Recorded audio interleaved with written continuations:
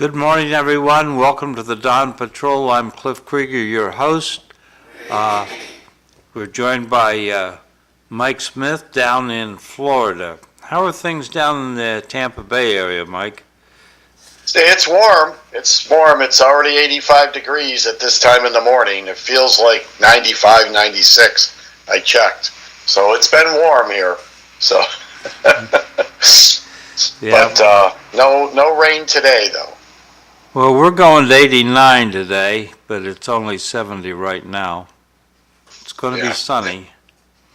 Although I noticed the moisture condensation building up on the car windows as I was driving. I had to use the windshield wiper every once in a while. And we have our producer, John McDonough. Good morning, John. Good morning. So, on this day in 1540, Henry VIII of England married his fifth wife, Catherine Howard. Did you get it right? This is the fifth time? No. 1794, during the French Revolution, Maximilien Robespierre and Louis Antoine de Saint-Just were executed by guillotine in Paris. When you get a revolution, it sometimes turns on itself, and that's what happened. In 1868, the 14th Amendment to the U.S. Constitution was certified, establishing African American citizenship and guaranteeing due process of law. The 14th Amendment is being questioned by President Trump over the issue of birthright citizenship. That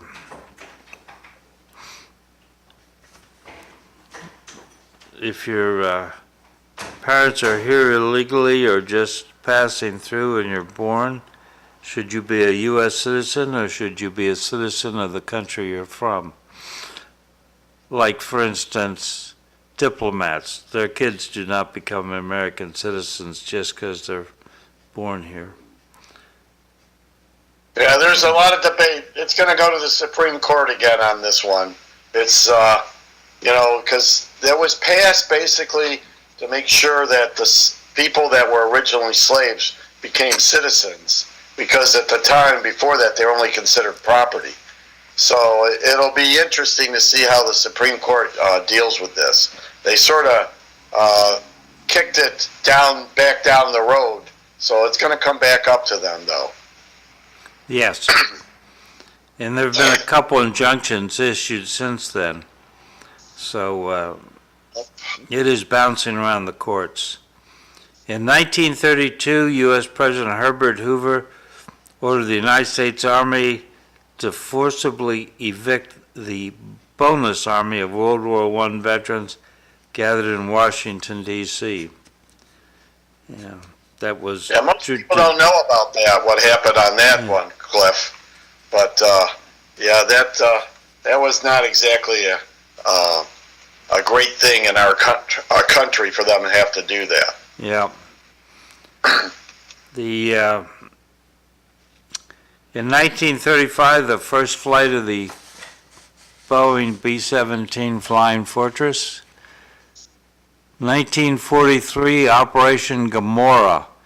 The Royal Air Force bombed Hamburg, Germany, causing a firestorm that killed 42 German civilians, 42,000. Here's an interesting one. 1945, a U.S. Army B-25 crashed into the 79th floor of the Empire State Building, killing 14 and injuring 26. And this surprised me, it wasn't until 2005 the Provisional Irish Republican Army calls an end to its 30-year-long armed campaign against British rule in Northern Ireland. It was longer than 30 years, by a couple of years, because it was still a hot topic. It was a hot topic when I was in England in 1974. Beatrix Potter was born on this day in 1866, and she lived till 1943. Jacqueline Kennedy Onassis was born on this day in 1929, and she passed away in 1994. And Dana White, a president of the Ultimate Fighting Championship, was born on this day in 1969. Heck, he's younger than we are, Mike. Yeah.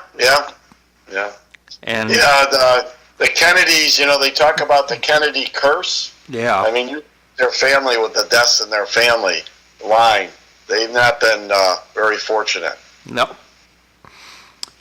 And on this day in 1967, Carl Richter, a American lieutenant and F-105 fighter pilot, died. He was born in 1942.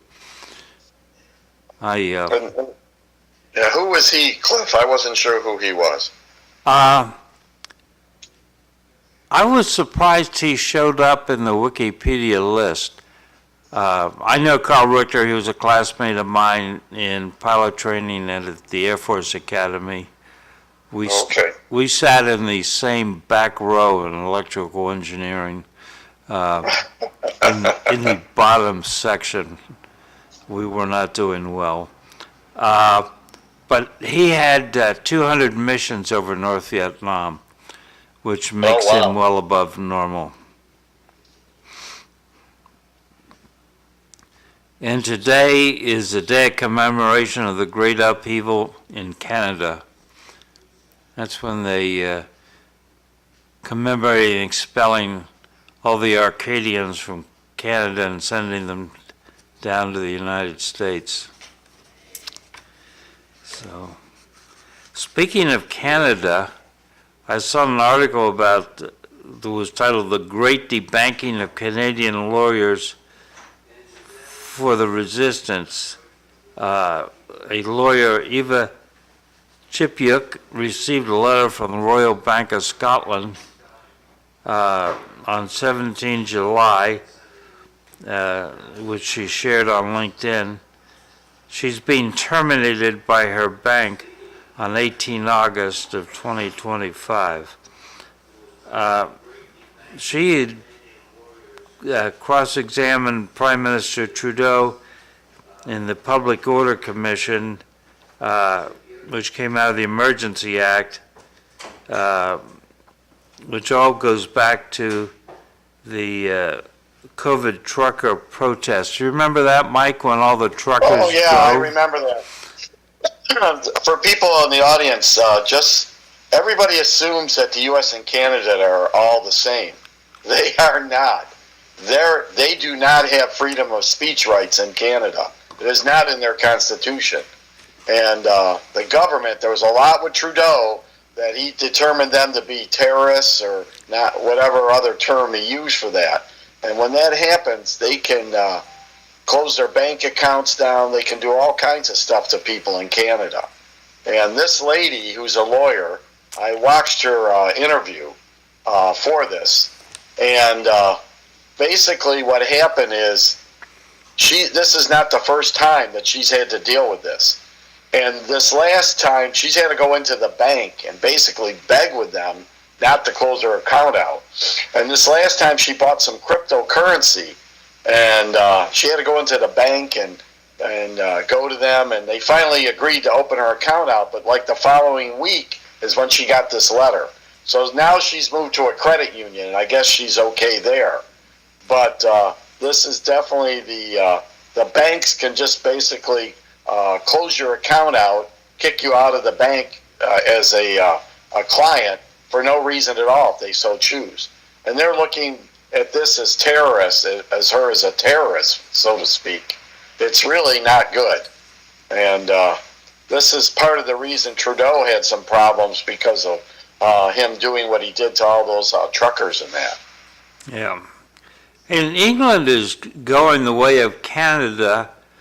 They're apparently screening through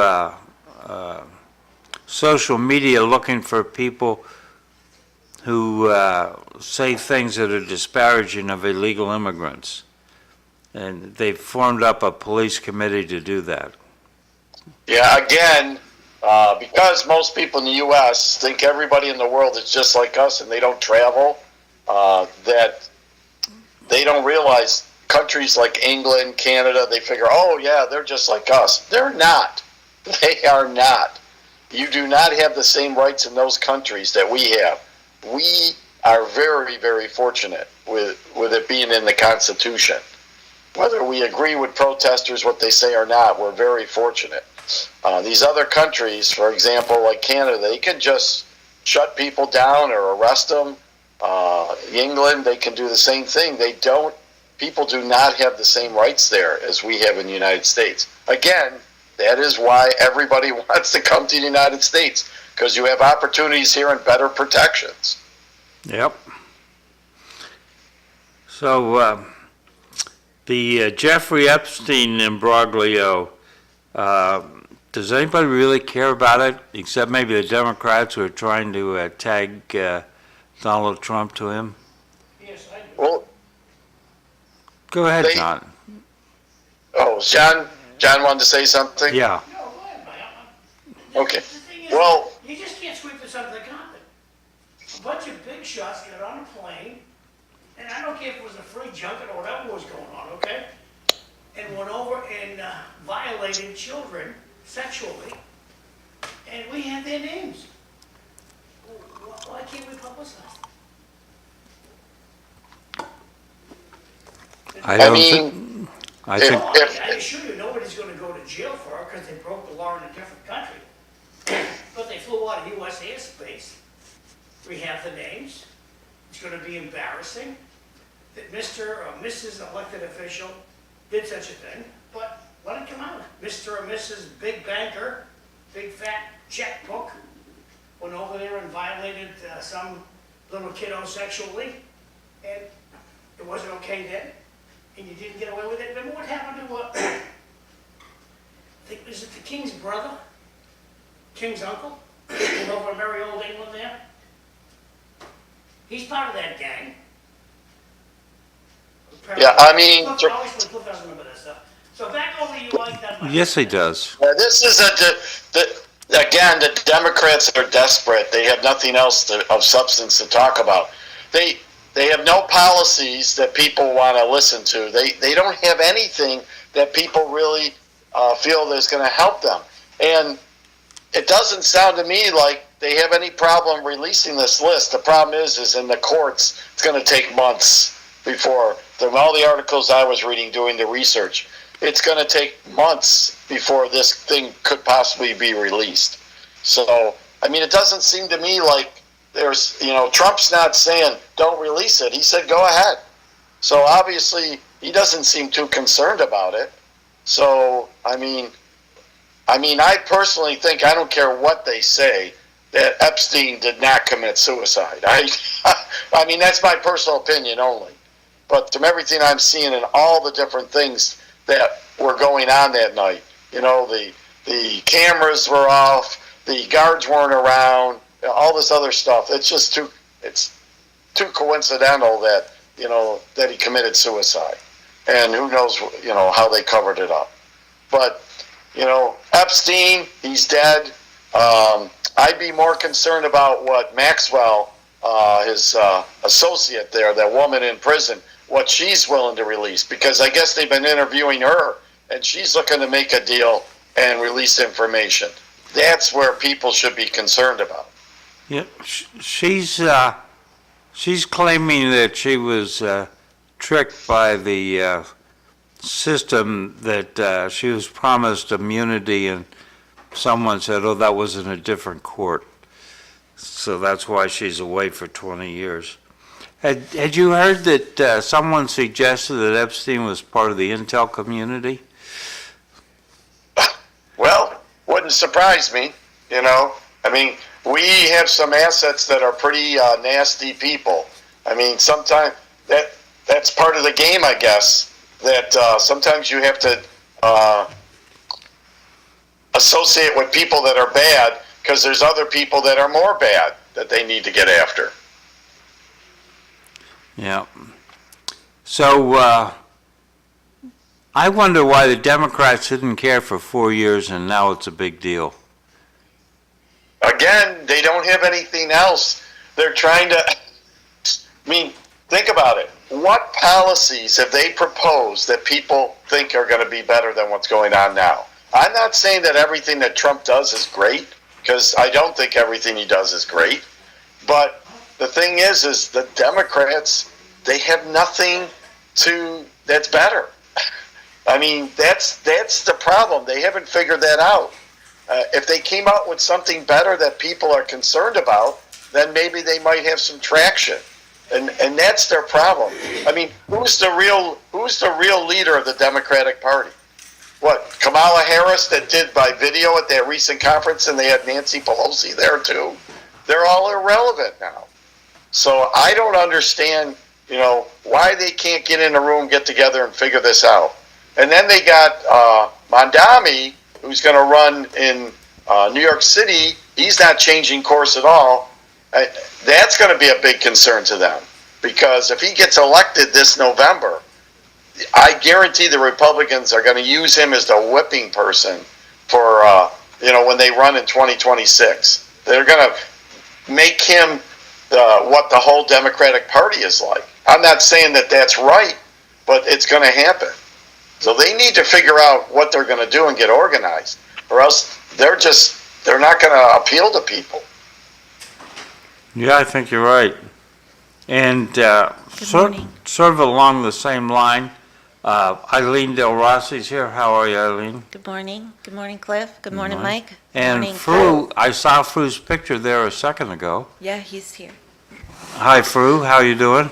I'm doing well. Good morning. Good morning. Morning, Fru. Good morning, Mike. So, Morning, George. Hey, I got 2 texts here. already? Go ahead. Good morning, I hope the citizens of the USA remember the Canadian Buddha national anthem, horrible people. Second text, the Democrats have no policy, no plans, and solution to the country's problems. Since President Barack Obama, the party took a step back. Thank you for your comments. If you want to comment, just send a text and happy to put it out there. Back to you, Cliff. Okay. So I saw where Chris Matthews wrote he doesn't believe the negative Trump polls. To be honest with you, the country's moving towards Trump. These polls, they come out and show him not doing well. I don't buy that.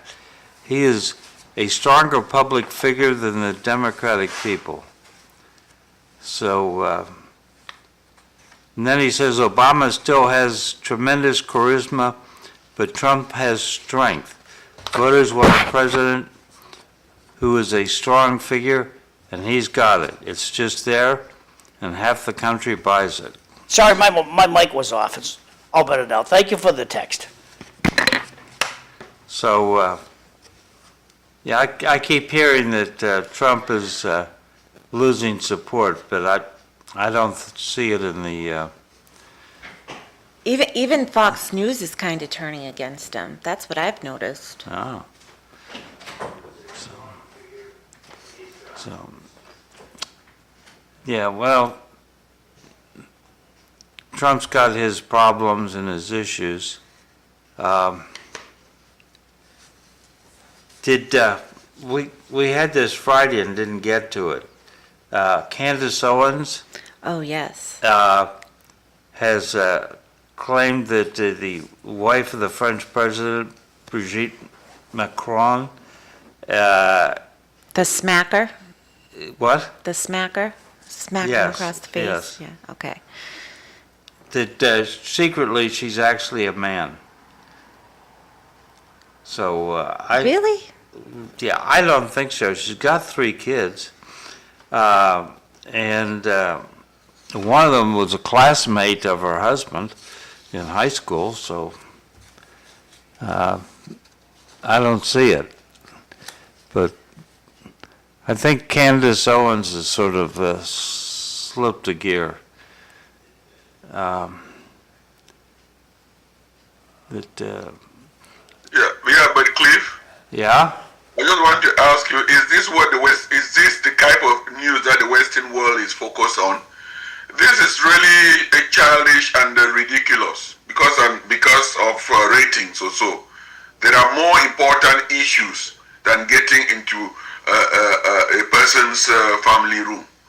Okay, there are more things that we sit here and talk about how the state or whatever important issues, ignore them, and we dwell on that because of ratings. Those issues are personal and private. I don't even see what importance and of what value, moral value, does that teach the younger generations. As a parent, I would just think that the Western media is just so money-minded that they lost control, they lost the sense of value and dignity. Well, I tend to agree with you, Fru. I mean, the problem is again, we have to remember everything you see in the news, you have to sort of filter through it because they are a business. And unfortunately, people will gravitate more to news that's bad news or something that's not nice. They gravitate more to that instead of somebody who did something nice. So, and that drives ratings. So, and the news media knows it. So they're going to look at anything that's controversial or not as nice because it tends to get people's attention instead of somebody, did something nice for somebody.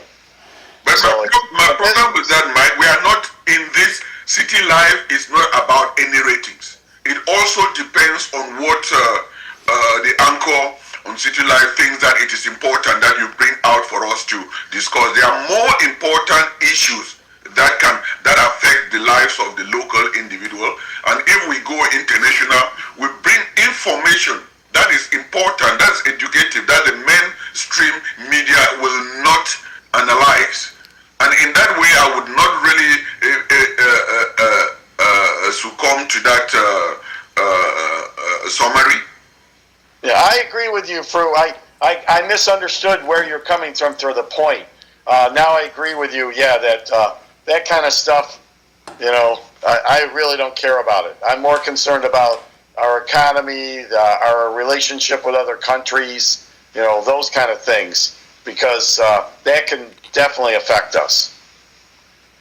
Thank you. And we sit here. At last show, we talked about Americans. They are born in a state. They go to school in that state. They graduate. They work in that state. I think that most of us here have traveled. We need to get out of that and open the world to them to see that, sometimes what you hear from the main media is just marketing. It's gimmick. And if we buy into that, and even instead of bringing topics of interest that the people locally, they could really look at us as a window to the world. We bring some kind of trivial things, which to me, I'm sorry, I have to bring that up because sometimes talking on this thing is like I'm wasting my time. No, I understand where you're coming from, Fru. go ahead, Eileen. I was going to say, it's kind of like this city, right, becoming a UN sister city. But when I talk to people about that, they're like, shouldn't everything be like equal here then? And I'm like, that's a good point, but we're going to be a UN sister city. You know what I mean? Like, there's a lot of other issues that are going on within the city, but the big news in this city is we're going to be a UN sister city, which is big, right? But we're not paying attention to the bigger issues at the same time within the city. Can you elaborate more on the UN sister city that you brought up, please? Yeah, I guess we're a top runner. The city of Lowell is a top runner in being a UN sister city in terms of, Actually, Fru, I'm going to be very honest with you. I don't know all the specific details, but we're a top runner in becoming a UN sister city overall. And what that would involve is like, it was at the last city council meeting that they had people from the UN talk about the city of Lowell and the diversity that we have, and how it would be perfect, and like how basically the Lowell Folk Festival. Vesna's coming at 7, so maybe he'll be able to shed some more light on it. Oh yes, all right, skip over me. All right. So I got 2 texts here. First one says, I'll be more concerned about the age when they met. She was a 39-year-old teacher. He was a 15-year-old student. That must have happened when I was out of the room. Second one, EILEEN looks tired. How was the Folk Fest? EILEEN is tired. It's been a busy Continuing with the text, just got 2 more. Once the Democratic Party told Dave Hogg, you have to go, they lost the vote or 2. That's from Jay. And another one from Jay. Home Fru, countries have more pressing problems than the TMZ crap. That's from Jay. And back over to you, Cliff. Thank you. Okay. Eileen, to add more into that UN city, I mean, many years ago, I've always said that there are 7 continents around the world.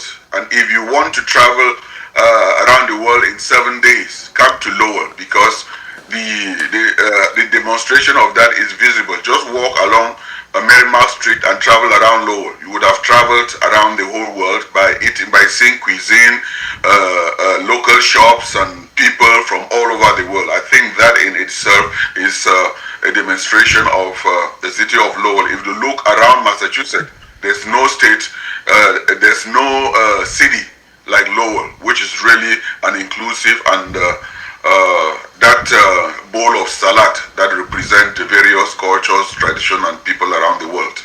Yeah, I saw that Facebook clip that they had done. Like there were 39, I believe, different cities. 39 different countries carried by 39 different people who are from the different countries at the start of the Folk Fest. I agree with Fru. I've been on 6 of the 7 continents, and yes, Lowell reminds me of my life in the Air Force and living in many different places and meeting many different people.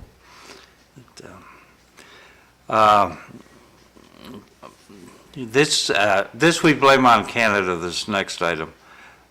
Boys more likely to be victims of dating violence than girls. Now that was a shock to me, but it says 2 or 3 percentage points of a higher risk for violence might not seem significant, but when you compound that over millions of students, that's a lot. So this was a study of Canadian teen boys more likely to be a victim of dating violence. That's different from what I've always thought. So does this, what does the school committee know about this? Is this a real thing? We have not discussed this yet, but would you like me to put this in the form of a motion for the school committee? I don't know. Let me think about that a little bit. It's a 10-year trend of physical dating violence that was conducted with 30,000 students from 7th to 12th grade in Western Canada. Listen, I don't know if it's since after a COVID thing or what it is, but I listen to my son and his friends talk, and I'm like, they just treat each other horribly, like kids today. They're not even nice to each other. They just talk horribly. And I'll be like, is your friend still coming to the game with us? He's like, yeah, Ma, why? And I was like, because you guys just had a horrible conversation. I would think feelings were hurt. And he's like, yeah, no, it's fine, no. But that's just kids. I feel especially since after the whole COVID thing, a lot has happened with kids being able to communicate respectfully to each other, honestly. So that's my take on this. It's like, is it violence, or is it, dating violence, or is it just kids don't know how to treat each other anymore? Like, there's just a lack of respect. Well, it could be. So shifting from Western At Canada, least on that note, when you say dating, is the violence coming from girls to boys or from boys to boys? Or because to me, to be able to look at that question and understand what it is, you must have to narrow it down and define it, because just leaving it open like that is a little bit vague. Right. this is from girls to boys, violence. I think it's I mean, from what I've seen, it's pretty equal. I mean, Anthony's thought he's been in a relationship with a girl and wasn't very nice to him. And, I just think it's more of a societal problem that nobody knows how to treat anybody. Like, girls aren't nice. Kids today are just like, okay, thanks. And then they don't even say goodbye. Like, my own kid doesn't even say goodbye. He just hangs up. I'm like, hello? Well, I get a kick out of people who you call on the phone and you say goodbye and nobody hits the end button. Like, what's with that? So, okay, I got another text from Bart that says, a UN sister city with a question mark. The council is now selling out to the UN instead of the state. The state is going to get jealous. The city is cheating on Beacon Hill. That's from Bart. Interesting angle. Thank you, Bart. Wait, what was that? The city is now cheating on what? The Beacon state. Hill. Oh, yeah. Actually. So And we still have a lot of potholes. Just saying. we do. Maybe if I can add in from the international point of view, talking with other immigrant families and kids, some of them come here with very good discipline values. But because of the laws here that have given more power to the kids, they themselves are amazed when just simple respect to elders. They find here at some point it's so they get into that kind of conduct. And when you talk like this, I mean, there are some people out there who would say they are fighting for the rights of kids or so, which is not bad. But kids are kids. Adults are adults. We were once kids and we were once disciplined and controlled by our parents. And those who came under certain scrutiny, you could see their output and how they behave when they go into life. Yeah. I say this all the time. Like, when I was a kid, I never said boo because I respected my parents and I always wanted to make sure everything was okay in my family. But now today, our kids can't help but self-advocate for themselves. So I don't have any concerns about my kid holding anything in because they all know how to speak up for themselves very strongly today. I was thinking over the weekend, if we had a candidate for school committee, we do have a candidate for school committee, that what's the number one problem? And then thinking I should have an answer to that question before I ask it, I thought the number one problem for schools in Lowell is parents. That the parents are not disciplining their children. And I think that shows up with and I've said this before, the non-academic indicators of performance. Do kids show up to school on time? Do they cut classes? Do they drop out? Graduation rate, those kinds of things. And if we look at demographically, the Asian students are best in that area. Black students are next, then Caucasians, and then Hispanics. And it seemed to me that Asians and blacks represent immigrants in the city of Lowell, and that they are imposing more discipline on their children, and others are not.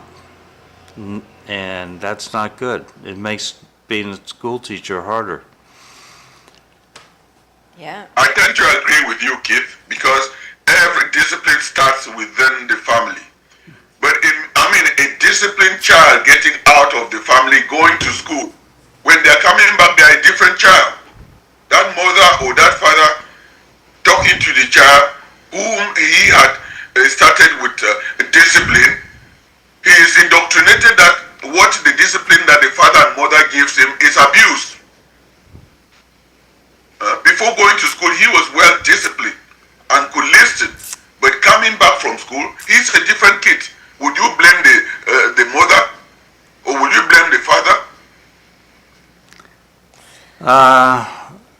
I think I would, but yeah, I can see that we could also blame the school system and the fact that there's a lack of discipline in the school system. And part of it is, I grew up in a town of 2,800 people.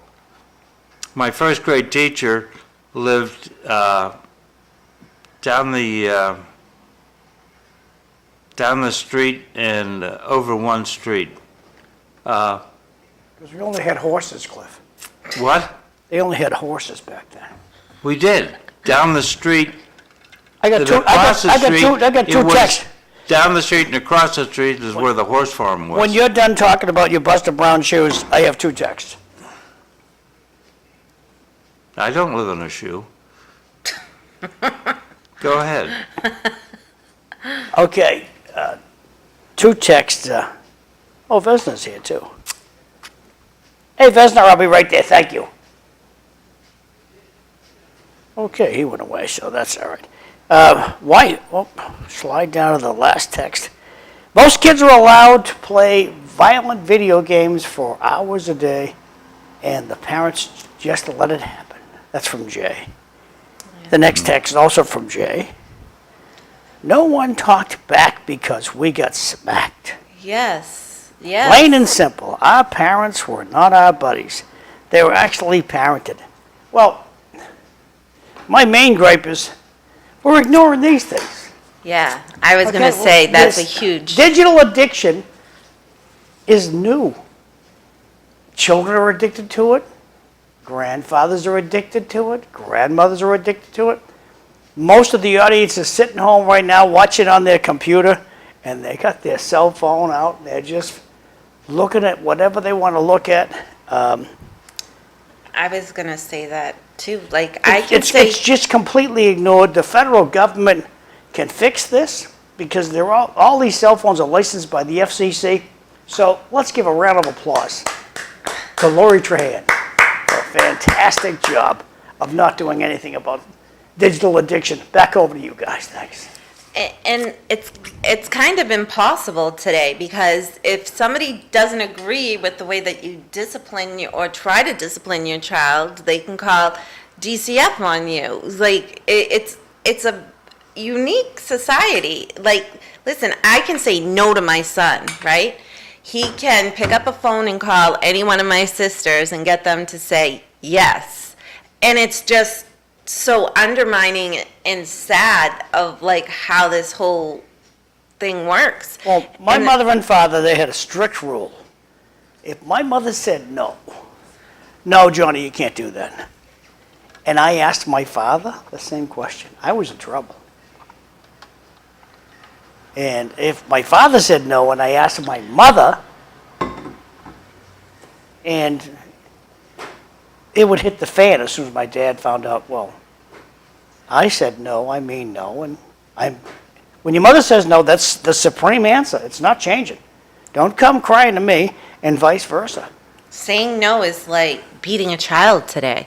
It's like you were like, it's, I can't even explain. Like, kids can't It even. always has take- been to watch a friend of yours do a meltdown in Alexander's grocery store because he couldn't get what he wanted out of his mother at the supermarket was a common occurrence. Cliff, did children have meltdowns back out in California, or when you were a child? No. No. No we just- meltdowns in California, okay. How about you, Fru? Did the children, anybody have a meltdown? Any of your kids, any of your children, you ever see have a meltdown? John, if any of my kids had a meltdown, they will melt up because I will ignore them. Crying will not make me change my mind of what I believe that will and then of what my stand is. And the next time they will not dare do it. That's right. Mike, how about you? Did your children have any meltdowns? Did they cause anything to happen? Yeah. I remember one time, my stepdaughter, Carolyn, she was giving us a hard time in the grocery store. Excuse me. I picked her up over my shoulder and just took her right outside and put her in the car in the parking lot. That is the way to go. Yeah, there was no messing around, you know, for a meltdown. That was not acceptable, you know. Well, Now, if I did that nowadays, somebody would probably record me on their phone and call the police that you're abusing this child. And I'm like, children are very smart. It amazes me how adults think children are stupid. They're very, very smart. They understand things quicker than adults, I think, sometimes. Once they figure out that children need boundaries. Yes. They do. They need structure. And because their brain's not developed, they don't have control of their emotions, a number of reasons. And without that, you know, it runs wild. So once they figure out that they can get around that boundary they don't like, they will do it if they can. And that's the problem now today, is parents are trying to put in structure and boundaries, and the kids are saying, well, I don't like that. So I'm going to figure a way around that so that I don't have to listen to my parents. And it's not like that in all parts of the country. There are parts of the country where kids have manners and they understand boundaries and results of their choices. But unfortunately, it's not as widespread as it used to be. Intimidation was what got me. I would just tell both of my sons, any guff from you, I will shut your cell phone off. I'll just call the company and shut it off instantly. So when your mother calls you, you never let it go to voicemail. That's never. I don't care what you're doing. When your mother calls you, you answer your cell phone. And that was one of the few rules I have. When I called, they better answer. It better not go to voicemail. And they did not. They were addicted to their phone, and that's 30 years ago. so, Yeah. new topic. Wait, can I just say something else on this topic? Is that, you know, Wait, you're a school teacher. I am a school teacher You and I'm should a have said, parent. may I? May I? Yes. Okay, so my son definitely has learning challenges, right? But I used to think, you know, he had a form of like hypoxia, or because when he was younger, he went without oxygen for a while. So I was like, you know what, maybe he's just like mentally too not right. And so now my son, I recently took him for a MRI of his brain that came out normal. So now I'm like, listen, I've had every test in the world for you, and I used to think that there was something really wrong with you, but now I know you're just a manipulative little child. So can you stop? There's nothing wrong with your brain. John, Vesna.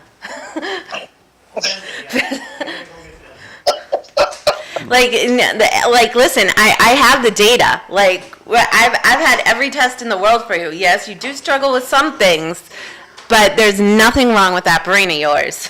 I have the proof. Okay, so we're going to Gaza, which is in the news. But I found an article that was interesting to me. There's this guy, Yasser Abu Shabab, who's a Bedouin, and his tribe is in Gaza. But they have taken control of significant parts of eastern Rafah and are trying to build a new future without any Hamas interference. In fact, the Hamas government wants to try him for treason. So the Popular Forces, an independent Palestinian group under Shabab's leadership, has secured several square kilometers and created a home for his Bedouin tribe, the Tarabin. And they claim they're not an ideological movement, but a pragmatic one, and they're cooperating with the Israeli armed forces. So, is it possible that that Hamas is losing a little bit of control in Gaza, and that things could be different?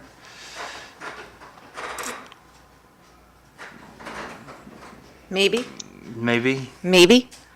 potentially. I mean, You don't think you're getting a real story in Israel, do you?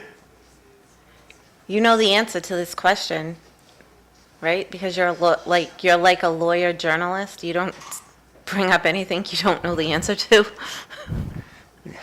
You watching Al Jazeera, I hope? If you don't watch Al Jazeera, Which Al Jazeera? Well, it's in English. Come on over, Vesna. So, Fru, what do you think of what I said? Well, what you said, The what? Now I've lost Fru. I think people get lost because you have a lot of words. You ask, I was reading something about this. No, I was actually watching YouTube. Like, you have a compound question sometimes, so people get lost in well, he what you're doesn't watch asking. Al Jazeera, so he doesn't know the true Gaza. Which Al Gaza Jazeera? issues. I already answered your question, Cliff. I'm sorry, I didn't hear. What was your answer? The one in English. When you go to YouTube, Al Jazeera in English, it's a news agency. Yeah. Very reliable. And they will tell you how the Israelis are shooting and killing Gazans trying to get food. You didn't see that report? Gazans that are rioting while they're trying to get food? That's your side. No, that's a question I asked you. Didn't come up in the broadcast. Of course not. You're walking away with a bag of feed on your back, and they're shooting at you. well, Cliff, you asked a question. You asked me a question, right? Yes. I side with John. Do you think that everything is normal in Gaza, that the world media doesn't see the atrocity that's going on? It has been shot. It has been eclipsed to turn the light on the whole world. And what when things like that, what we have seen, you know that only in Gaza that there is hell. And you can only be in hell to know what hell is all about. And for your question that you mentioned there, this is just a whitewash media that's creating another faction to divert attention and building up like what is happening. Who created Hamas? Who supported Hamas until what it becomes now? So I think the whole world is matured enough to sift through this and understand that he who controls the media controls the narrative, and they can see through in all this.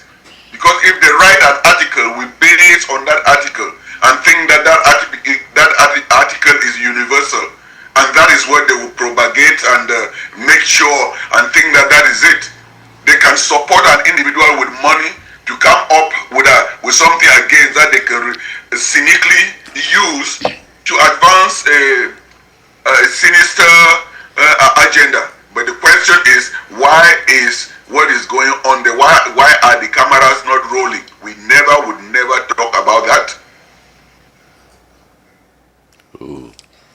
Welcome, Vesna. Welcome. Hello. Hi. Good morning. How are you? We have a new morning. guest. Good morning, Eileen.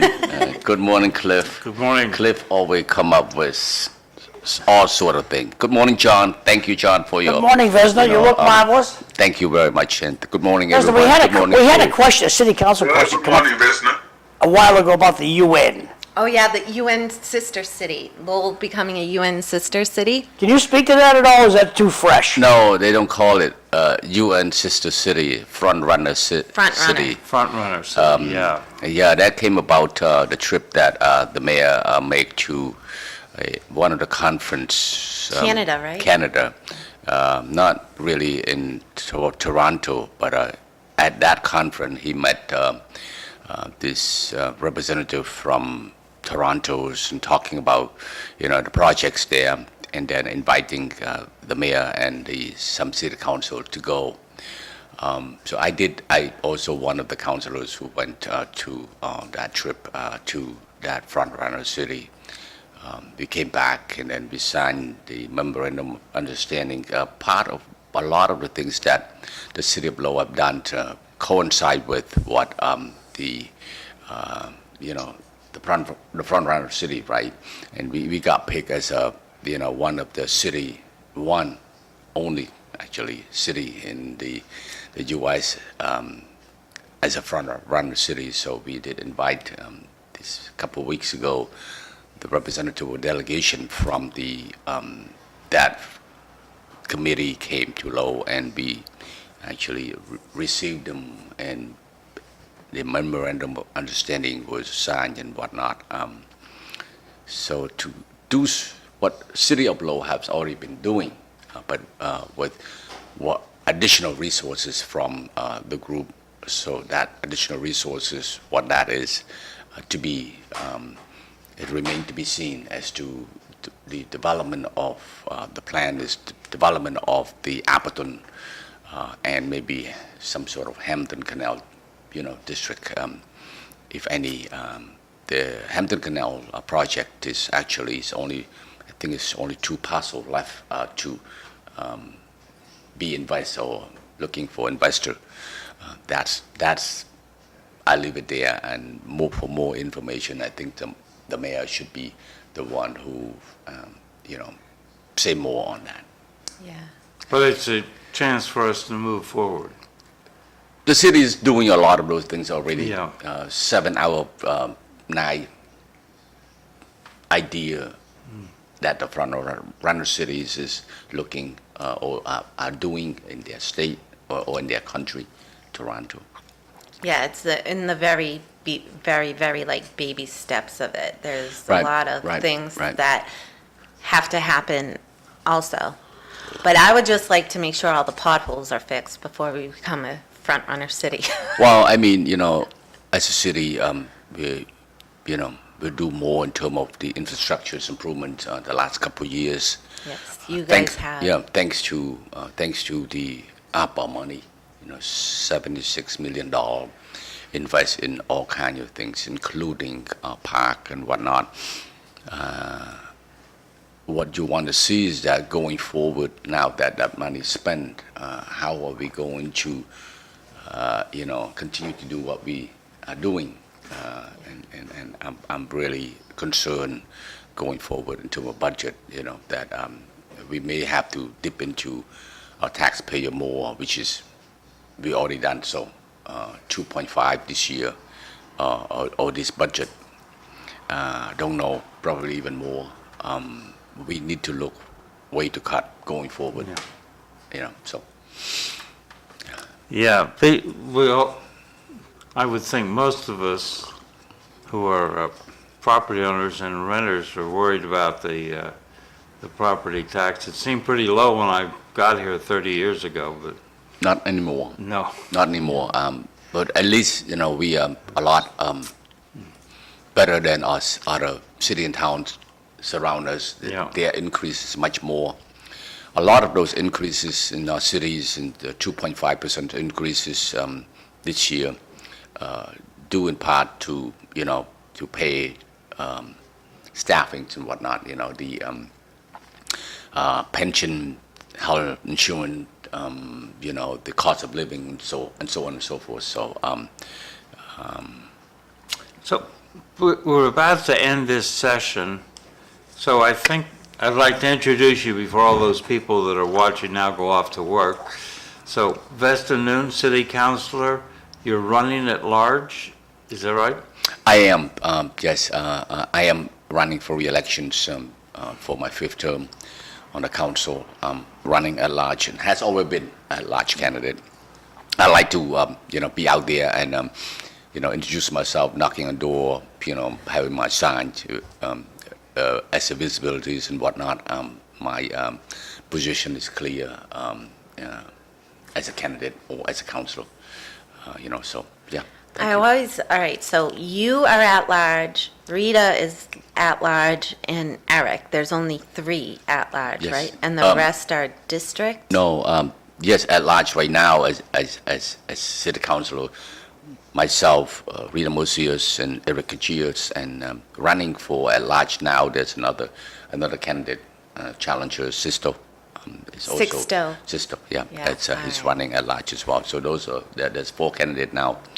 I consider myself as a candidate, not as an incumbent per se. I'm only running for one of the 4 seats on the council at large. So, yes, asking for everyone there's vote, support again. So, right, Fru?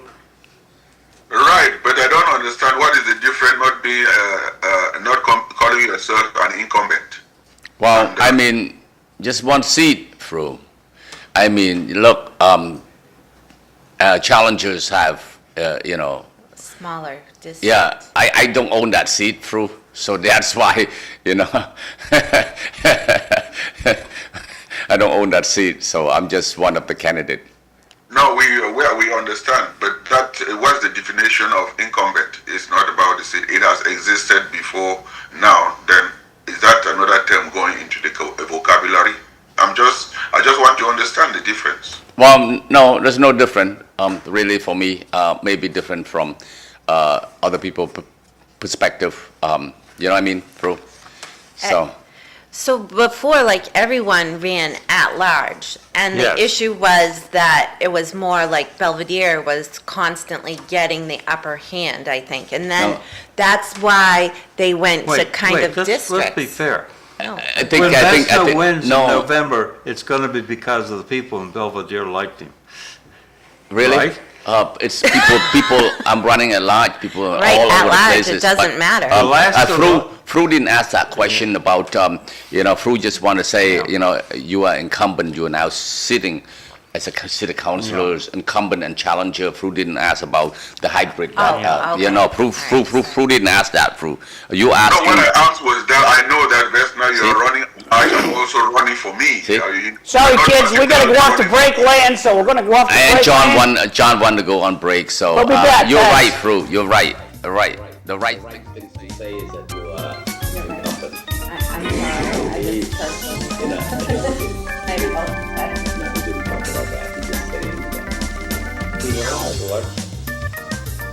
The at-large were all elected by Belvedere, Bill, and Mahoney.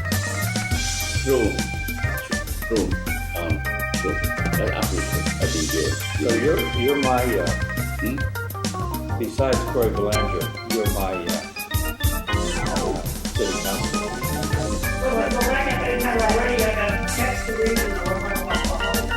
All right, we're ready to go back. So, welcome to City Life Show. I'm Cliff Krieger, your host. EILEEN DELROSSI, my co-host, is here.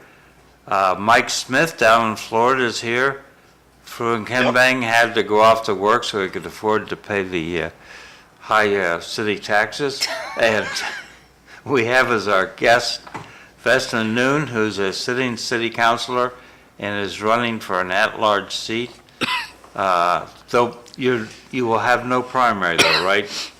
We do not have Okay, primary. but for November, you gotta turn out and vote. You don't wanna look like Tewksbury or Tingsboro. And of course, we have our producer, John McDonough. So, Vesna, you just introduced yourself, but now we're on LTC also. We So- just went from the Dawn Patrol to City Life. So, how long have you lived in Lowell? Well, how long I live in the U.S.? 45 years. 45 years? Yeah, it's a long time. more than half You of my didn't do life. the stop in Long Beach before you came here? No, I right? did not. I came to Massachusetts. I live in, first was sponsors and live in Stoughton, Mass. And then Brighton, Austin for a couple of years. And then Rossendale. I moved all places, with my family. So I came to Lowell day after. Right? Do you, so you're on the city council. Do you have a day job? I do. I work I start with the district attorney office as a victim advocate. So I deal a lot with the all kinds of cases, domestic violence, sexual assaults, and whatnot. In 2000, I was appointed by Governor Salushi then to the Sex Offender Registry Board, where I classify and preside over all sex offenders in the state of Massachusetts. I've done that for now 25 years. And so every 4 or 5 years or so, you get reappointed or not reappointed by a governor. So I got reappointed every time my term's up. So yes, I've been serving as a sex offender with the Sex Offender Registry Board for the past 25 years. I remember meeting you for like the first time with my son, and you gave us a card and said, "I hope I never see you here, kid." Yeah. Well, the truth is, when you talk about sex offenders, predominantly, I would say 95, 97% of the sex offender is male, and very few female. You have female sex offender, usually a teacher. Oh, True. We were talking about Like that Mary in the Kay first Letourneau. section. Yeah. Vesna, what are your thoughts on the court not having lawyers? The court have no lawyers. It's an issues. I know that the last, I think is a few weeks or so, the sheriff have end up letting people go because there's every offenders, whether that small or large offense that they make, even shoplifting to whatnot, who cannot afford, or indigent cannot afford an attorneys, the court appoint one to them. When you don't have a public defenders in court because they are talking about their pay raise, they have not. Is there a solution?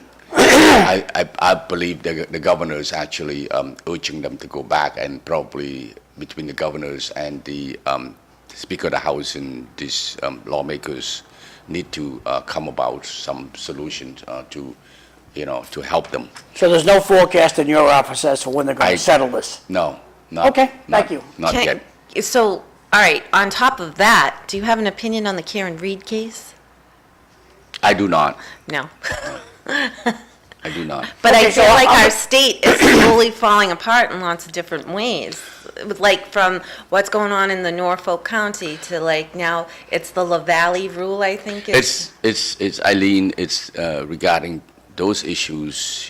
It's district by district, county by county. Per se, you have to have a competent, investigator, police investigators, so on and so forth. You cannot do a half job, and expect it to get resolved that you have gained over the years. In the case of Karen Reed cases, she had, a very good attorney. She hired very good attorneys.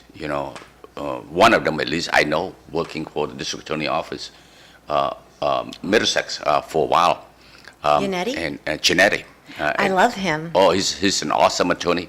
And he left, he worked for Tom Riley. I started with Tom Riley, the district attorney, and he's an awesome attorney. So when you have a loophole in the investigation, they dig into it Yeah. because they used to work for the other side. And they know exactly what to do. And so when you talk about Karen Reed cases, because the certain investigators slip up, and do a half job, you cannot say the same thing with the Lowell or with Chelmsford, with other town. You hope that those other towns, other cities, or district will do, continue to do their better job. I mean, when you go into people's home, when you do investigation like this, you have to have a search warrant. You have to have X, Y, Z. Everything check. You have to check all those box. I mean, you miss those box, and you're hoping that no one's going to discover that, and then that's on you. And that's what happening in the Karen Reed case. So, They took advantage of it. Beyond that, I'm not going to comment on it. Can you get me an introduction to David Yannetti? No, just kidding. I joined the same gym that he goes to in Newton. Okay, I'm backing the Just bus try up a to little bit. I stop told you guys about 15 minutes ago, I wanted to talk about Bob Hoey. So Bob Hoey had one of our colleagues here on City Life, good guy, he had a heart attack on Friday. A severe heart attack. He went over to Lowell General by ambulance. They put a stent in his heart. That wasn't good enough, so they med-flighted him to Tufts in Boston. And his wife says he's progressing, but he needs your deep prayers. And Bobby Hoey's going in a good direction, but he's still pretty deep in the woods. So any prayers you have, he would appreciate those. So that's up to date on Bob Hoey. I got 2 texts I'm going to read here. And it says, home run. No, actually 4 texts. How old is this one here? Wow. Okay, no one talked. Good, okay. Home run, comrade. Without our devices, we would be lost and confused. We're talking about the addiction to digital addiction a little while ago. The complaining from residents. Oh, that just jumped down way down. And also, grandparents let the kiddos get away with a lot. Yeah, well, what happens at Nana's stays at Nana's. That's true. Well, you know why grandchildren and grandparents Okay, bond, I'll get don't back to you in a minute, Cliff, It's because because they have I wanted to get a this common done, so enemy. I'm not going to let you talk until I'm done with this. Cliff is the sharpest tool in the tool shed. The people, okay. Don't forget, the Toronto City Council spent $63 million on 2 electric ferries and forgot to build the charging stations to make them work. I'll be leery of what they do up there. And last text is from Bart. He says, am I correct to assume that most of the city councils also work for the government on their day jobs? I don't know. I think that a lot of them do work for the government in their day job. I think you're right. I don't think Kim Scott does. He said the majority. Yeah, but I'm trying to think. Well, Eric Gitcher works for The Volk. Levoke. Rita works for the sheriff. Dan Rourke works as a probation officer, he works for the courts. so that's 3. But does that even matter? Like, Well, to people I who don't work think in so. government, they don't understand that money doesn't grow on trees. well, people In have to have government, jobs. money grows on trees. It's not in the budget, it's not in the budget. They understand that, but they don't understand that every dime they spend comes out of a taxpayer's pocket. Oh, I'm sorry. City That's right, you don't have councilors to be sorry.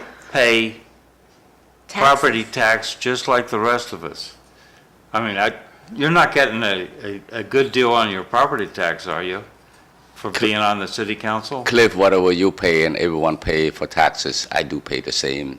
But by working for, the state, I don't work for the city of Lowell, I work for the state. By working for the state does not mean that you, do not, that you spend, or that you agree on the budget. It's just whenever they come, you just agree on it. Does not mean that at all. I always find way to looking outside the box, looking for revenues such as Community Preservation Act. That was not even on the table when I was on the council. Well, before I was on the council, I got that in, and we used a lot of that money to improve our park before the ARPA money came about. Improve our park, work on historical building, and then some affordable housings. A lot of those is happening because you have to think about how you go look for, not just going to the pocket of the taxpayer, but looking at a way to get other resources, meaning money, revenue, outside of the taxes. The other things that we we did, or I proposed and has passed recently, was the housing trust fund. You go after investors when they come up asking to build more housings and stuff like that, looking for that money to, again, use that money to build more housings and stuff like that. So Going back to Bart's question, Bart's issue, Corey, he works for Town of Tewksbury. Eric works for the Voke School. Wayne Janesk works for a private company. John Leahy's been replaced with Corey Belanger. Corey Belanger works for the state. Vesna, you work for the state. I work for the state, yeah. John Retired. retired from the City. school department. Kim worked for a private company. She Paul worked- Rathayim he's a real estate guy. He works for his own private company. Danny works for the courts. I never knew. I think that Shikari works for a private company Social in Worcester. Security, doesn't he work for the Social Security Administration, I want to say? I I thought. think he works for a private company in Worcester. Do you know where he works, Vesna? I do not. Okay. And Rita works for the Sheriff. sheriff's office. So back to you. It seems like a majority of the council do work for government. You couldn't work for the Cor- city because that would be a conflict of interest, Yeah, right? And so- correct. All right. Correct, Eileen and John. I mean, look, a lot of us, myself included, I'm not, when I decided to run for city council, I didn't do it for the money, because $25,000 a year, those stipends is not going to pay my bill. So all of us had to have a job, aside from being on the city council. Being on the city council is just making sure that issues that, impacted on residents, Yeah. being heard. There's a question from the audience. Do you think we should tear down the Baker Center? That's a yes or no answer, and you can elaborate It's all you yes or want. no answers. Look, we vote, and we've rescind the vote, give opportunity for a renovation of it. It's going to cost a lot of money either way, particularly rebuilding it. I'm not sure that it's viable. You want to preserve historical building. I know that there's an interest parties wanted to restore it.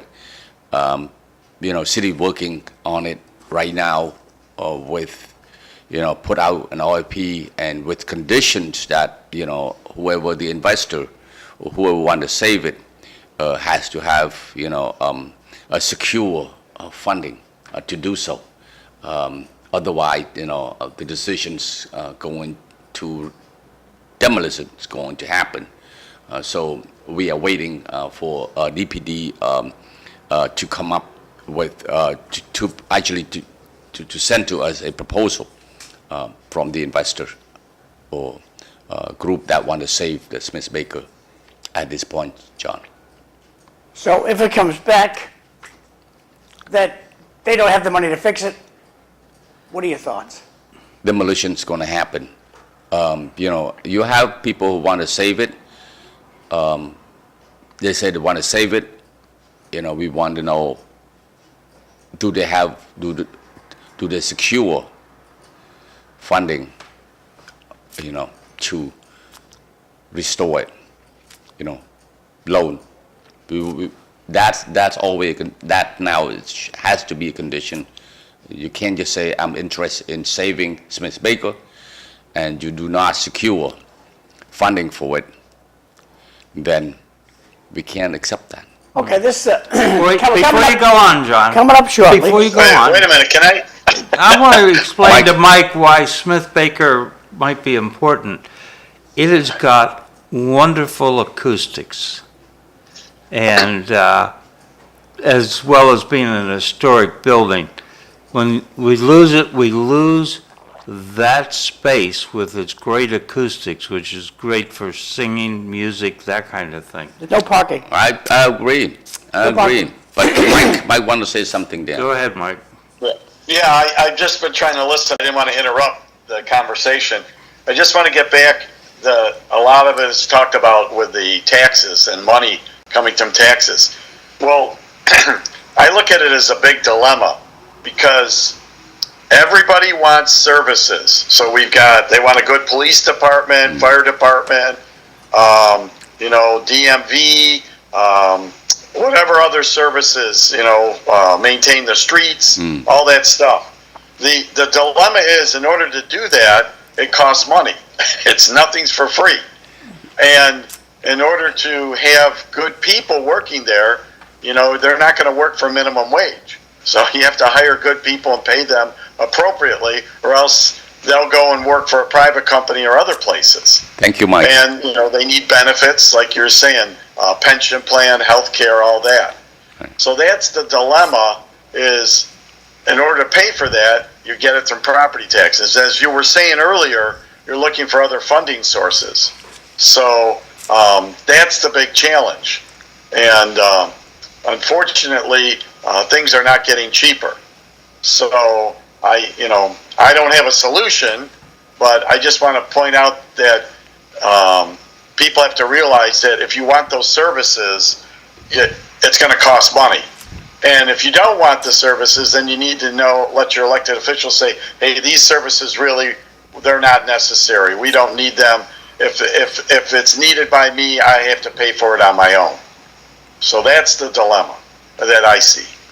No, Mike's correct, exactly. You want service, we have to pay for it. And so that's correct. At the same time, as a city, we need to we need to look for other resources, other funding, let's say, develop the downtown, and we are working very hard on downtown improvement, downtown with ordinances so that property owners fix up upstairs and create foot traffic for the businesses so the business can sustain. And that's, again, not develop upstairs. That's a loss of tax basis, right?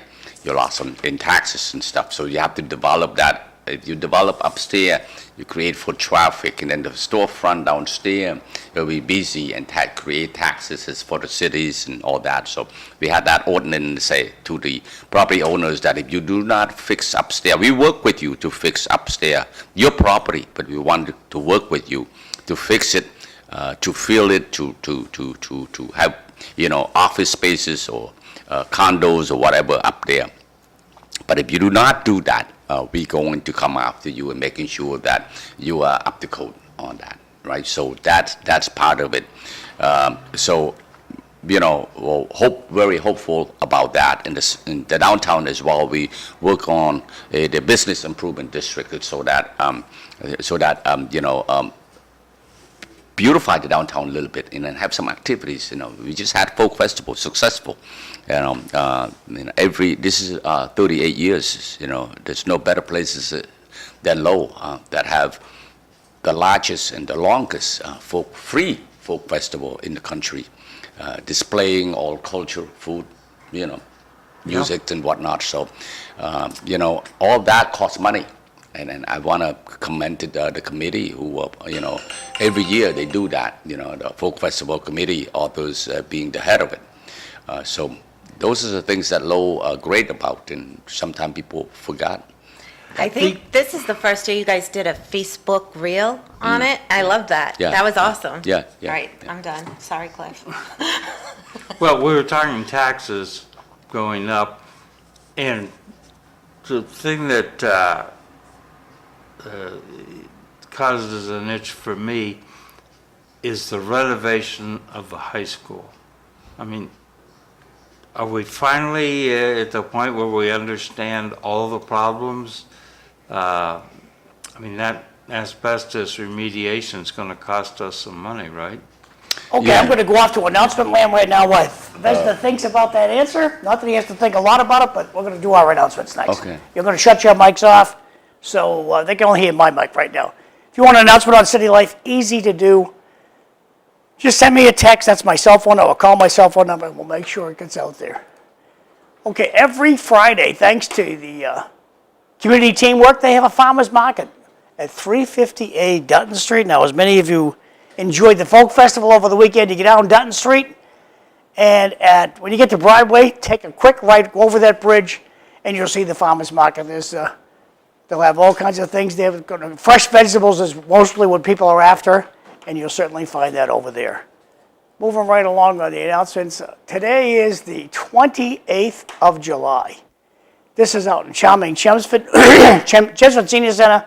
They have Cajun chicken, rice, peppers, onions, and peaches, all for $3. The only thing, you just got to be over 60 years old. If you're under 60, it's only $5. That's today at the Chelmsford Senior Center. The Lowell Senior Center is proud to have lunch 7 days a week. Saturday, Sunday, the only time they're closed is a holiday. So a tip of the cap to these guys, they're pushing the food out there every day of the week. Today we have barbecued chicken legs with rice. It's $2 for lunch. And if you don't have the $2, they let you eat for free. So pretty cool. Just get over there around 10:30 and see if you can get what's happening with the meals today. They have an early lunch over there. Okay, so the Lowell Police Department, jumped over one. Lowell Police Department civil service exam is coming up today. It's not today, though. Tomorrow and the next day. It's informational session. Informational session. And if you want to become a cop, my takeaway is you have to pass the civil service exam. So you need to take your fancy phone out of your pocket, take a picture of this. If you want your granddaughter or your grandson to be a cop, it's a great job. And great pension, great benefits. And but you can't. The first step is you got to go you got to take the civil service exam. There's free information coming out today. So call that phone number down here, and we'll get you going in a good direction. So moving right along, St. Fontenance Armenian Church, they have their annual picnic. It's going to be a tasty day, and that's going to be Sunday, August 3rd. So that's coming up pretty soon.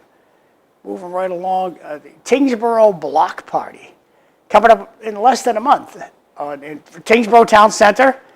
Going to be a great day. I'm sure Linda Baum will talk about this a lot more this week, but great time to consider the Tewksbury Block Party by the bridge. Saturday, August 23rd from 11 a.m. and the fireworks are going to happen when it gets dark. And that's my last announcement. I want to take Vesna's eyes here. This is the next spectacle of attention in lovely Lowell, Massachusetts. This is the upcoming Smith-Baker Center. Nobody wants this building. Why don't they want this building? It's going to cost way too much money to convert it to 2025 standards. So they're going to look at this building until it actually crushes itself. I think once the city rejects this building, because we're on the totem pole to pick this, when we give it back to the state, we should insist to the state, if they don't have somebody take this building in the next 3 years, they should take it down. Not leave it there like the Smith-Baker Center.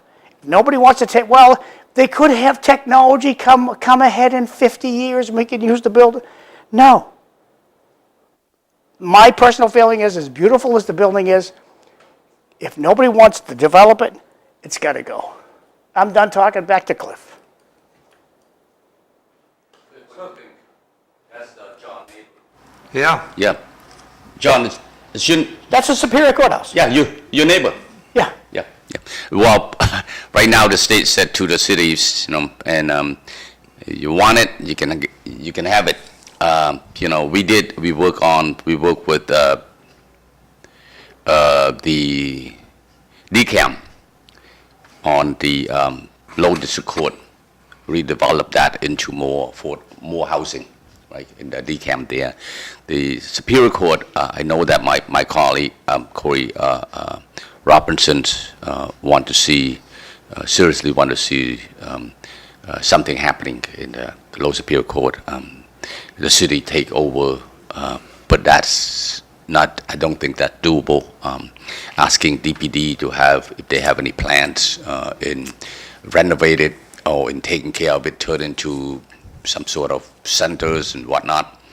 John's correct. It will cost a lot of money because it's that building, I don't know any developers who want to touch that building, and it's going to cost, and turn it into condos of some sort. It's going to be difficult. And that building also, there's a couple lot, John, that building own, or that connect to that for parking. Yes. Right, for judge and for correctional officers and whatnot. So there's a big project for any developers. Right now, it's in the hand of DCAM. DCAM directors, are Well, with the no change in sight, the way that the city council has decided to go with the MBTA, that you don't have to have parking, you can build whatever you want in Lowell nowadays, the neighborhood needs the parking. And you look at the Heinz project, Heinz Tavern project there, they're going to have 70 people living in a building with 15 parking spaces. And that's perfectly okay in Lowell. And I know that your licensing, your permit givers, be it the zoning board of appeals, they're marching forward letting these things happen. And yesterday, somebody put me on the spot, well, name the names. Well, as far as I know, the planning board is still meeting, passing things without parking. That's my takeaway. well, I mean, that's part of the, MBTA. That was your adoption of the MBTA. Yeah, MBTA zoning overlay, anything that half a mile radius is from the train station, right? The Gallagher terminal, half a mile radius, not anywhere, not just it can't be. Can you imagine walking? It can't be just anywhere, in the city that you can build anything without parking. Only half a mile radius is that's MBTA zoning overlay. That's the rule that the city is working with the That's the state. rule the city adopted. Drake adopted Right, a different option of that same rule. right. That Lowell could have adopted. Right. And did not. The city of Lowell has to do so because not doing so going to lose a lot of money, millions of dollars from the state in terms of for housing. And that's the conditions that the city. We could adopt the same thing that Drake did, and MBTA would be happy with that. We adopted the one that says no parking. Wait, I heard Vesna say money. That's right, There's a money difference between Drake and Lowell. right. Yeah, I know, Drake's taxes are lower than Lowell's. Yeah, I know that. You cannot say no to this housing thing for the state. The state actually is saying no. We're gonna lose money, grant from the state for housings and stuff. Not only us, but also those nonprofit partner of our, say, CTI, low housing authorities, and CBA will lose also any application for grant from the state, and that's why city has to do so. That's the correct way to do, because again, we all talk about more housings. We also always talk about lack of housing, and that is a real issue, not just in the city of Lowell, not just in the state of Massachusetts. So. Understood. If they don't have that, if nobody can occupy the courthouse, tear it down and let's have it for a parking lot. Thank you. Okay. I think I brought up the schools, What school? the high school renovation. Yeah. Did we sort of reach the limit, or are we going to find more problems? Has anybody done a risk assessment on this? At this stage, the cost overrun is, roughly is, $20-something million. Partly it has to do with, supplies and the, the not doing, the digging into the issues, So and that's what we have now, cost overrun. We hope that that's all it is, And the city's working with the delegations and the managers, also talking to people in the state house to see if we can, they can help us on that. Vesna, from the audience, can the parcels over at the Hamilton Canal be sold off separately for development? Or it has to be with the, you have to tell the city what they're gonna do with it before they'll sell it to them? Which parcel, John? You said there were 2 parcels left over at the. Yeah, I believe parcel 16 and 17, I could, because I know that the link project took I believe, parcel 15, that parking lot, that used to be parking lot for National Park. So I believe there's only 2 parcels left. Can they be sold off, or do they have to promise what they're gonna develop it before the city will sell? Well, I mean, developers has to approach DPD and working with DPD, and exactly, you're right, telling us what they're gonna do with those parcels. Okay, and last text we have right now is, speaking of wasting money, let's pave Hovey Street, then rip it up less than 5 years later. Now the road is destroyed until the next time you pave the whole road 20 years from now. There's plenty of potholes to fill for the next 20 years. Cliff, did they tear up Hovey? Yes. How is Cliff lives on Hovey. So how are the conditions of the lot of I holes? haven't used Hovey, oh wait, I used Hovey the other night. Aside from the big piece of yellow equipment sitting there, it seemed to be okay. The road's okay, or is it in rough shape? This guy says rough shape. That's my takeaway. My standards may be lower than his, it seemed to be okay to me. Okay, and the Rourke Bridge is already 30 million over in budget. We're only a few months from that project. Vesna, is the city paying for the Rourke Bridge or the state? Most of the money from the Fed. Congresswoman Johan to A secure. little too close, I can't. Yeah, Congresswoman Johan secured the money for the Rourke Bridge. So And it says. if there's an overrun, it's on, Lower Trahan's gonna pay it, or the city's gonna pay it if there's an overrun? Well, right now, the cost is over $1 million. Oh, $100 million, I'm sorry, $100 million. So that's the money, they have to, the study, the architect, everything. So I think the project is going to start in 2026, I believe. So, but $100 million. can you speak to, if there's an overrun, can you speak to who's gonna 300. pay that? The city, the state, or the feds? And if you can't know everything, that's just a question for the audience. I have no Okay. answers to that, John. Last text is from Wait, who Jeannie was that Balkus. texter asking about the Rourke Bridge? I think Bart. Bart, thank you very much, because that was the next item on my notes to deal with. This is from Jeannie Balkus, Lowell City Councilor Vesna Nuon, always conducts and presents himself in a very fair and measured manner, always ensuring everyone's voice, concerns, and needs are met. As a Cambodian refugee, his past experiences have shaped him into a determined and resilient public official, commits to all serving the needs of all. Thank you. That's from Jeannie Balkus. Back over to you, Cliff. I appreciate that. That's nice. Well, I'm going to skip over an item and go, because they mentioned that you're from Cambodia. I just saw this morning that the newspapers are talking about the fact that there's been this war going on between Thailand and Cambodia. The quote I saw from a couple of days ago was, "Thailand has destroyed Cambodians' lives, homes, and sacred temples." What the heck is going on between Thailand and Cambodia, do you know? The borders disagreement between Cambodia and Thailand is not new. Even when you have the International Court of Justice ruling on one of the temple, that's many years ago, that it belonged to Cambodia, Thailand would not accept that, continue till this day. So that borders disagreement continue. Just recently, it's getting heat up. The last couple of days, that we've been bombed and Yeah. then F-16 that was supply or that was bought from the U.S. has been used on Cambodia.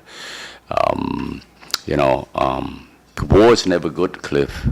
There's No. no good. War is not. It's not good at all, and so we Just recently, President Trump, I think 2 days ago, President Trump called both prime ministers, Prime Minister of Cambodia and the interim Prime Ministers of Thailand, and saying that stop the fighting, stop the war, Was it Malaysia is to gonna have talk. broker it? Today actually, Malaysia has hosted the talk between the two parties, Yeah. and the ceasefire just start. So we hope that the end of the war, but the conflict continue. The borders has to be dealt with by international community, particularly the International Court of Justice, that actually have the authorities over it, in terms of the ruling. So Cambodia insists continue to present the cases to the court and to have the court make a ruling on that, and hoping that Thailand accept the ruling of the International Court of Justice. A lot of people got killed. And both sides, not just in Cambodia side, but the aggressors is on Thailand, because look, Cambodia population is only 17 million, whereas Thailand is 71 million, and 71 million, the opposite of the number, and the economies and the weaponaries of Thailand is up to par. A lot of those supply and given by the U.S. because during the Cold War, if you remember, they're able to contain the U.S. and the free world able to contain Thailand from become communist, right? A country, whereas Cambodia was part of this communist country, right? China's and all that. So, What's his name? I think Lee Kuan Yew said that the importance of the Vietnam War was the fact that nations had a chance to develop without becoming communist. Exactly. After the Vietnam War, when America withdrew from it, soon after Cambodia turned to be communist as well, because of that Cold War. But Thailand was free of it. Thailand's, Cambodia is we've seen war, and we do not want war. And I do not want to see. Even though I'm in the U.S., there's no better country than United States of America. Really, you talk about Europe and all that. This is my home, and this is the better country that I know of. This is a place that gives me and my families and all Cambodian American opportunity for education, for everything. If you work hard, you succeed, really. And but that said, does not mean that we don't feel for our homeland when our homeland being, invade or aggress by Thailand or the neighbor. Vesna, Having bombed Cambodia myself, I understand. when I sent you the reminder yesterday, I asked you to bring 4 things you wanted to talk about. Did you have 4 things you wanted to talk about this morning, or you just want to keep going like we're going? John, I don't have a lot to say, Okay. except that, you see, people see my work, my concerns is over, housings, affordable housings. My concerns is over, how we look at the cities as a whole, not at one corner at a time. You spoke of, John, you just make announcement on the informational session on the civil service exam. Yes. Today, the informational session, tomorrow informational sessions, and then the 31st of July, the test itself starting in September 17 to 19. I think there's 2-3 day testing for civil service exam. John, right now, that's not the only tool. That's not the only way you can hire police officer from. The state about a year ago just passed a hybrid hiring, which allow chief, not just the police, but fire chief as well, to hire outside. 50% of the hiring can come out of the civil service exam. the civil service list. You do not have to take that exam, right? Well, if it's an opportunity that's right out, that's there right now, Vesna, I think that as the youth want to move into, because everybody needs cops. Tewksbury needs cops, Drake needs cops, Chelmsford needs cops, Lowell needs cops. I get messages from these guys, not all the time, but frequently enough where we need more kids to apply to be cops. That's correct, but also we need, you're right.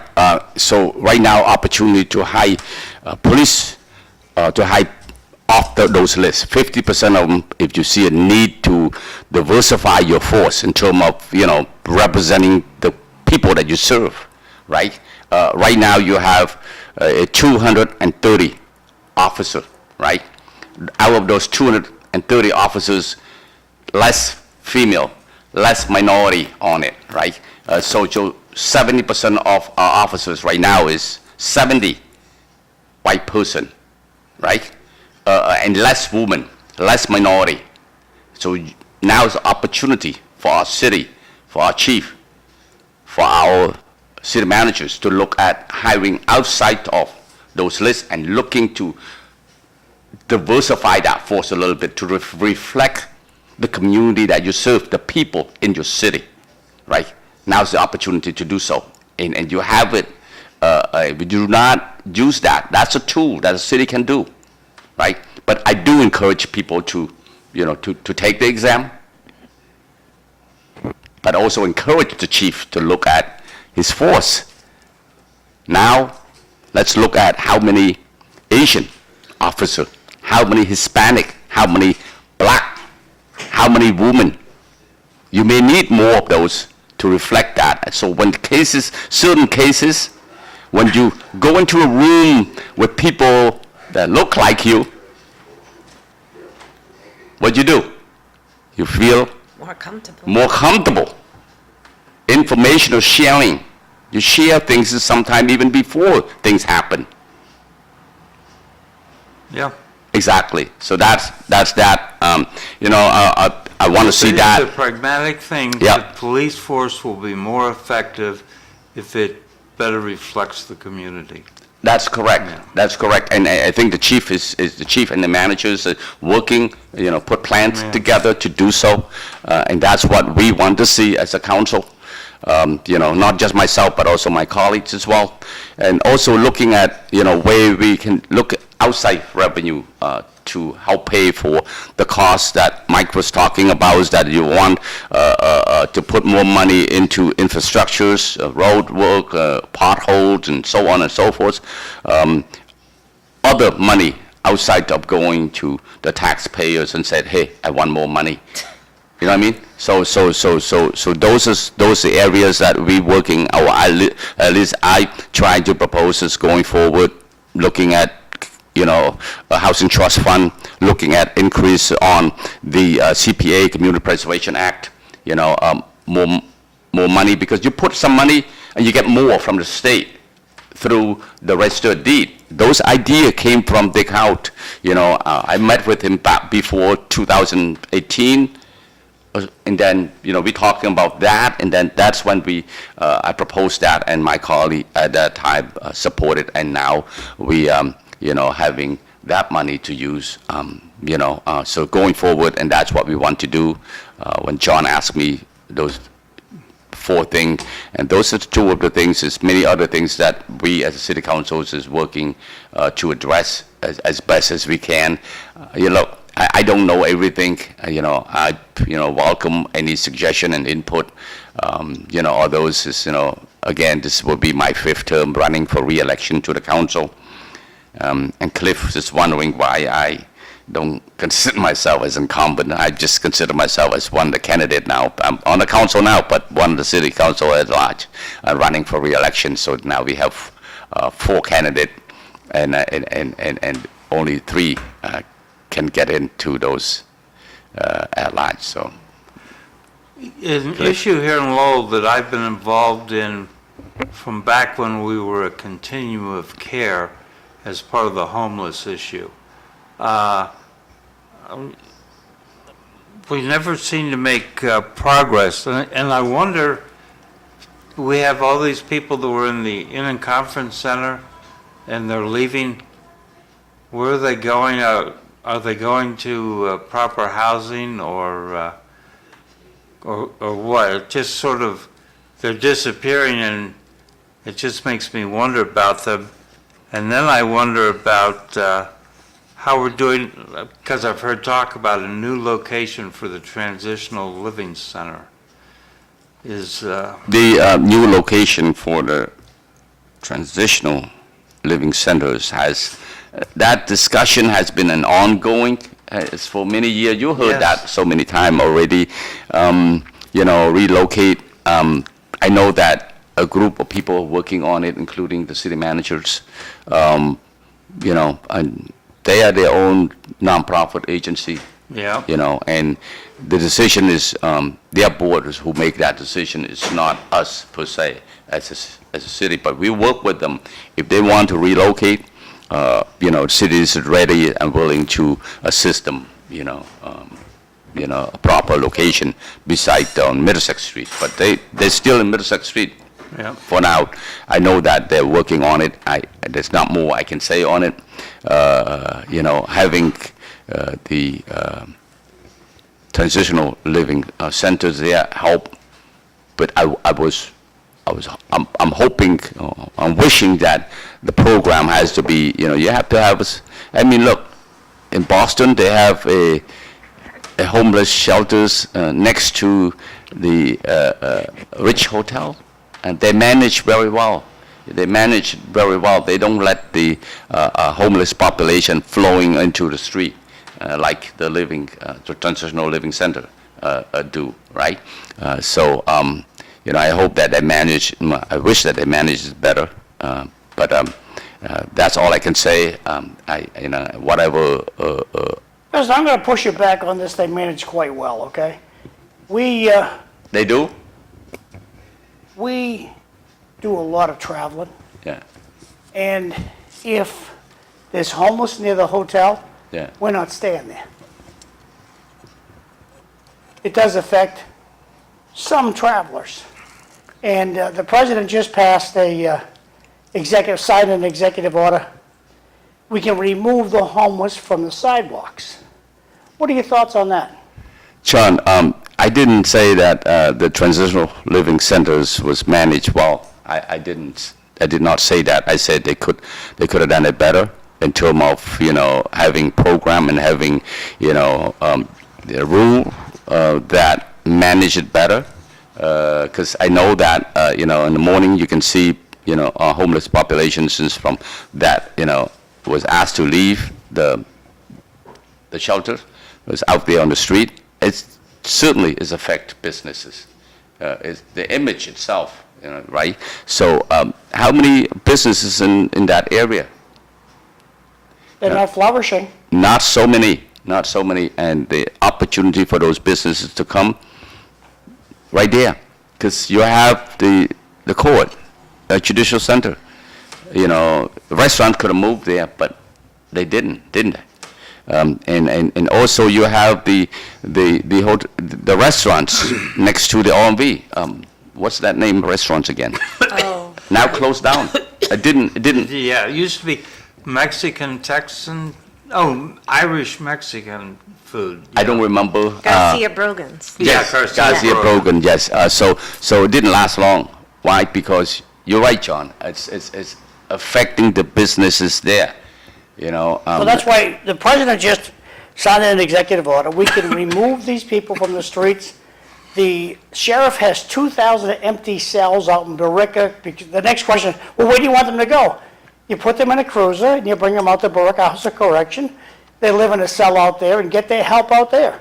Get them off the sidewalks. Now, but that's my words. You're a city councilor. You got to say, how do you feel about removing all these homeless from the sidewalk? Let me ask this question from a different direction. Go ahead, Cliff. It seems to me, having been involved in homelessness for, 15 years, 20 years, that the progressives in government in Massachusetts don't have it within their worldview to solve the homelessness problem, or at least reduce it. I mean, we just never seem to make progress, and I wonder if that's sort of the worldview of the state legislature, the Democrats in the state legislature, and that flows down from there. It's not Democrat or Republican, Cliff. John, look, John, nobody wake up one morning and said, I want to be homeless. Nobody, right? There's many factors that led people to become homeless, right? We know addiction is one of them, and we know mental health is second. We know that third of it is they can't afford the rent up so high. $2,100 in Lowell. That's right. So And that's cheap. So that said, especially those two other conditions, addiction and mental health, they need help.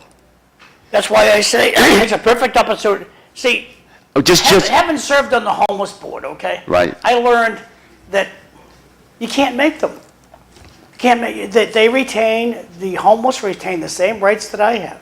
they do. I can refuse, you want to go out to Brookhouse Correction, we'll get you off your addiction, we'll find you a job, we'll train you.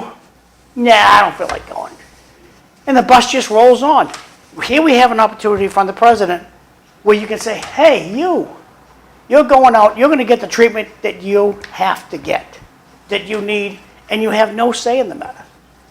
I like the idea. Finally, we're going to be able to tell people, you're going to go for this treatment, like it or not. How many have let their son or their daughter kick them out of the house because they sold the TV while they were at work? You come home and your TV's gone. And you say to your kid, hey, what happened to the TV? I don't know, Dad. I don't know. You don't know what happened to the TV that was on the wall? No, I don't know. And the kid does this so much, and then the kid's mother goes, honey, you can't stay here. You can't keep... You come home the next day, the microwave's gone. What happened to the microwave? I don't know. And so the people that are living on the sidewalk right now, they slip through their mother kicked them out of the house because they sold the big screen TV off the wall. They sold the microwave off the wall. And they got a consequence, right? Kind of like before. How much can you let your loved ones take from you? Before Vesna got here, we were talking about how it's so tough to discipline kids today because the society is like just so judgmental, and it's like saying no, it's a form of child abuse today. And it's almost like it's similar We got 6 minutes. in the form to dealing with the homeless population. Nobody knows what the right thing to do is. Everyone's afraid to do something too harsh, so they kind of let it just be, I feel like. Because it's the society that we live in today, is that everyone gets a trophy, and everybody wants everything to be warm and fuzzy and gentle, and it's not helping in the long run, I don't think. Cliff, we got 5 minutes. Well, Correct. if I could Mike? jump in a little bit, it's a dilemma because if you look at the history of mental health institutions, there was a lot of abuse to the patients, by the families. A number of different things happened. But on the other hand, these people have mental health or addiction problems, and they're not willing to get help. So it's a fine line. How far do we go in saying, okay, you've got to go into these facilities to get better? And I think we can go forward on some of this, but we have to have some serious oversight. Because, I've dealt with people in these situations, and basically the hospital, they're in there for 3, 4, 5 days, and then the hospital says, okay, you look like you're better, you can go. And we don't get to the root cause of what the mental health issue is. We can't make them take their medication. The addiction, that's a hard problem to fix because people have to want to fix it. So I think that getting help will decrease the population on the streets if they've got support. But we have to be very careful we don't go backwards where we had the abuse by families and facilities on people for mental health and addiction. 3 minutes.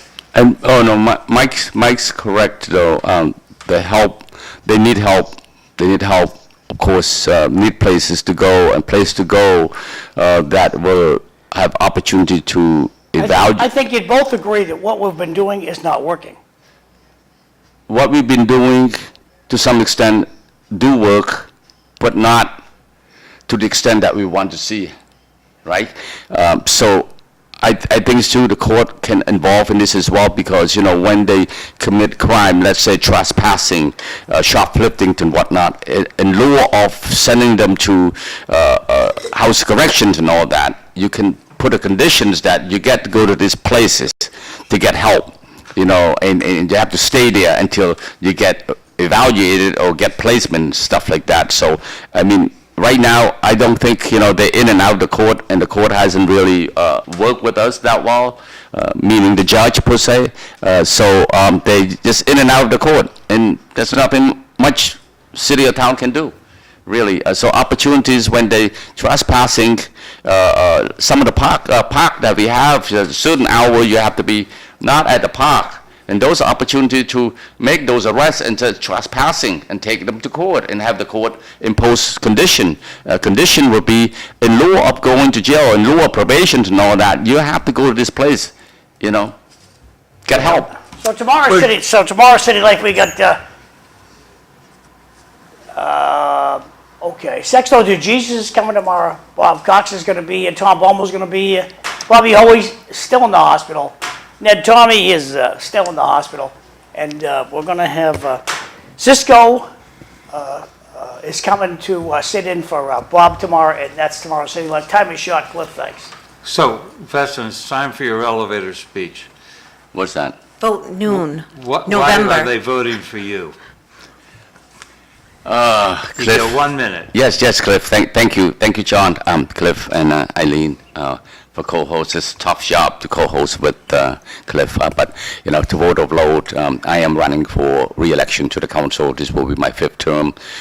My agendas is always clear and transparent. You can go my Facebook to look at it.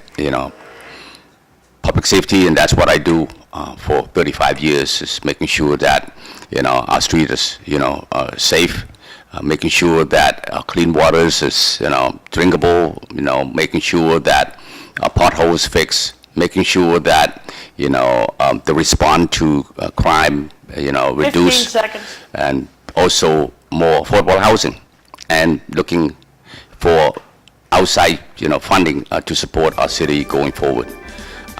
So thank you. I hope I can get your support again. Your vote's important. I appreciate you. You'll see me at your door, knocking on your door and asking for Say your goodbye, support. kids. Thank you. Thanks for watching. See you tomorrow.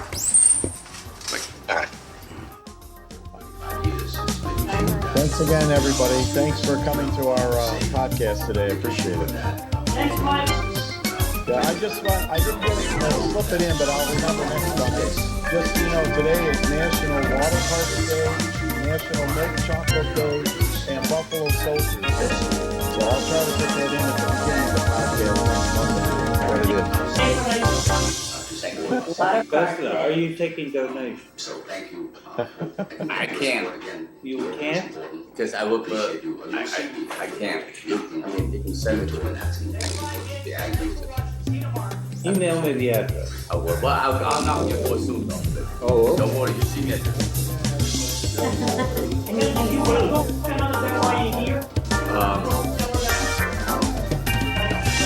Yeah, I'll why not text you later today?